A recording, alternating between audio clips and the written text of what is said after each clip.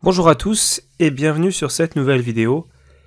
Donc je fais cette vidéo pour éclaircir un point sur la vidéo précédente, donc de la défense française variante d'avance. Et en fait je m'étais trompé dans la vidéo précédente, puisque j'avais dit qu'après fou E3, donc bon, on avait vu fou C5 qui est théorique, mais sur dame prend B2, effectivement les choses sont un poil plus compliquées que ce que j'avais dit, puisque j'avais parlé de fou D4, avec fou prend A3, qui est une erreur évidemment. En fait, c'est une erreur parce que je n'avais pas vu que la case D2 est disponible. Et par conséquent, ça change complètement la donne, puisqu'on n'est pas en train d'essayer de grappiller du matériel ou quoi. Vu que la dame peut sortir, ça sert à rien de donner une pièce un peu de façon curieuse. Donc en fait, déjà on va revenir à la base. Alors, en fait, après dame prend B2, il faut pas jouer fou D4, il faut jouer cavalier B5. Avec une menace immédiate de venir faire la fourchette entre le roi E8 et la tour en A8. Et donc, ça force une réaction immédiate des noirs, qui serait donc de prendre. Donc avec les blancs, on va pas reprendre tout de suite, puisque on perdrait la pièce, vu qu'après fou prend, il y aurait dame prend. Mais on va jouer un coup intermédiaire d'attaque, qui est tour F, B1. Et après, dame C3, qui, si je ne m'abuse, cette fois-ci, est la seule case, à part peut-être dame prend E5, mais on va même pas regarder ça, ça me paraît très litigieux. Donc dame C3, fou prend B5 avec une position, vous allez le voir, fou G5, complètement perdante pour les noirs. F6, E prend, alors là, cavalier prend, et puis tour E1, et la partie est gagnante, hein, parce que tout simplement on a une grosse attaque sur E6. Alors, comment protéger E6? On peut pas. La poussée E5 serait insuffisante. Et puis, dame C8, il y aurait tout simplement tour à C1 peut-être. Et la dame doit se soustraire à la protection du pion E6, et par conséquent, après dame prend, c'est terminé. Donc, voilà pour cette variante. Donc, cavalier B5 était vraiment très fort. Alors, pourquoi pas dame prend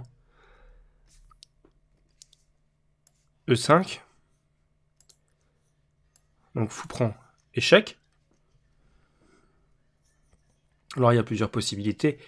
Il y a roi E7 ou roi D8. Donc, roi E7 est très douteux.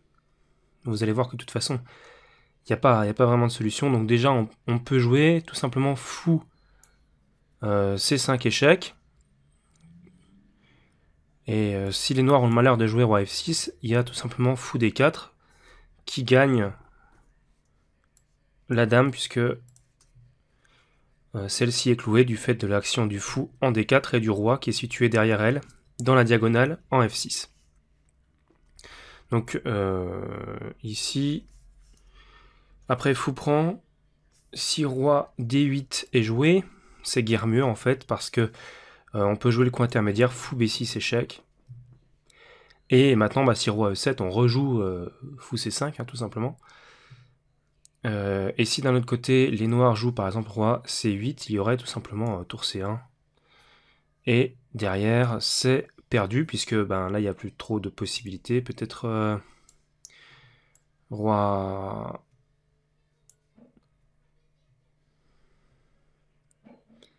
Sur roi B8, est-ce que je n'ai même pas un mat qui pourrait arriver? Je n'en suis même pas sûr.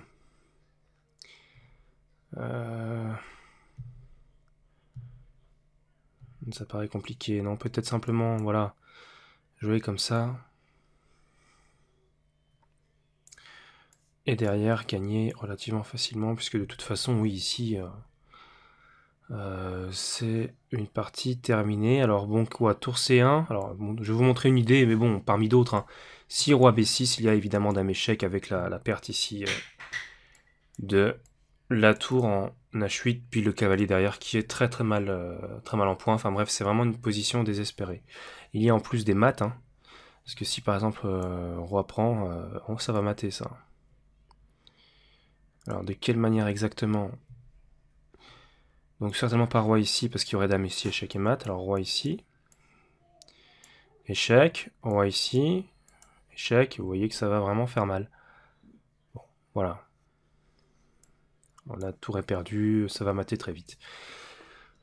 Voilà, donc c'est la petite rectification de mon erreur d'hier, où c'est vrai qu'hier je vous avais dit, je vais vous le remontrer, qu'après dame prend B2, donc fou D4, j'avais proposé fou D4, comme ça à vitesse réelle, parce que c'était pas une variante que j'avais analysée celle-ci, vu que c'est quand même une variante un petit peu marginale, on va dire. Donc je l'avais pas analysé, je pensais que c'était la dame, de toute façon, dame prend B2, c'est rarement un bon coup, hein. Donc voilà, je pensais que ça suffirait. Mais effectivement, non, il faut être plus précis. Alors bon, il y a une autre menace sur dame prend B2, il y a aussi la menace... bon, il y a fou D4 va être joué pour protéger le cavalier. Mais donc comme on l'a vu, cavalier B5 était meilleur. Et il y a aussi la menace, là maintenant, de jouer tout simplement tour A2. Dame B3 et tour B1 avec la dame blanche qui n'a plus de cases finalement, la dame noire pardon qui n'a plus de cases pour s'échapper. Voilà, donc fou D4 un peu moins bon que cavalier B5. On va voir ce qui se passe quand même sur fou D4. Alors, sur fou D4 en fait il y a tour C8 hein, qui peut arriver. Ici, tour C8. Avec donc pression immédiate sur C3, menace tour prend. Et ben en fait la dame noire est perdue, parce qu'après tour A2, on est d'accord que la dame noire n'a plus qu'une case, hein, c'est en B3, et après tour B1, et bien comme vous le voyez sur ce schéma un petit peu illisible, c'est que la dame noire n'a pas de case de fuite, tout est contrôlé par une pièce blanche. Donc la meilleure chose à faire, c'est encore de sacrifier, et de finir cette partie, alors que l'ordinateur donne à peu près égal, mais que en tant que joueur humain, on voit tout de suite qu'elle est largement avantageuse pour les blancs. Parce que même après, bon, tour prend A3, et on peut faire tour prend puis dame A1 par exemple, mais on peut aussi jouer tour C2 et essayer de contre-attaquer. Enfin vraiment, il y a des idées, il y a beaucoup de jeux, on a la paire de fous, on est vraiment bien. D'ailleurs, je ne sais pas ce que donnerait ce type de coup. C'est une supposition, mais je pensais à ça. Voilà, bon, de toute façon, voilà, c'est... Après, c'est une partie qui se joue, mais on peut estimer quand même que les chances des blancs soient plus que correctes ici. Voilà, mais alors que moi, j'avais dit, j'avais donné la mauvaise variante, donc avec fou prend A3, hein, qu'on va même pas analyser, en fait, parce que ça donne la pièce, hein. Mais tout simplement, après fou D4, c'est vrai qu'il faut pas craindre... après tour C8, sur... là, il y a tour A2. Donc moi, j'avais opté pour fou prend A3. Donc on va dire, admettons un autre coup, admettons fou E7. J'avais donné le coup tour B1. Donc voilà, je vais quand même vous montrer cette variante-ci. Alors c'était fou... Bon, on va rentrer quand même avec fou prend A3. Donc fou D4, le cavalier B5 est meilleur. Voilà, donc là, même là, les noirs pouvaient s'en sortir finalement, on va dire presque à moindre mal. Puisque dans cette position, donc il faut jouer tour D1. Alors, la dame doit s'échapper en H6, puisque si elle ne le fait pas, si elle revient sur B2, malheur à elle, à cause de tour à B1. Et là, il n'y a plus d'échappatoire. Donc elle doit partir sur H6, c'est une obligation. Et là, les blancs gagnent la pièce. C'est pour ça que, que fou prend A3 n'était pas bon, puisqu'il y a en fait la possibilité de partir avec la dame noire. Donc pourquoi sacrifier une pièce de façon un peu curieuse, puisqu'en fait on peut s'échapper. Donc je vous montre par exemple avec un coup comme fou E7. Si jamais je joue là maintenant ce fameux coup tour à B1, et ben il y a dame D2 tout simplement. Avec une attaque sur D3, donc je suis obligé de jouer comme ça. Donc effectivement, si la dame revient en B2, quoique ici, je ne peux pas jouer... Je peux jouer tour A2, peut-être.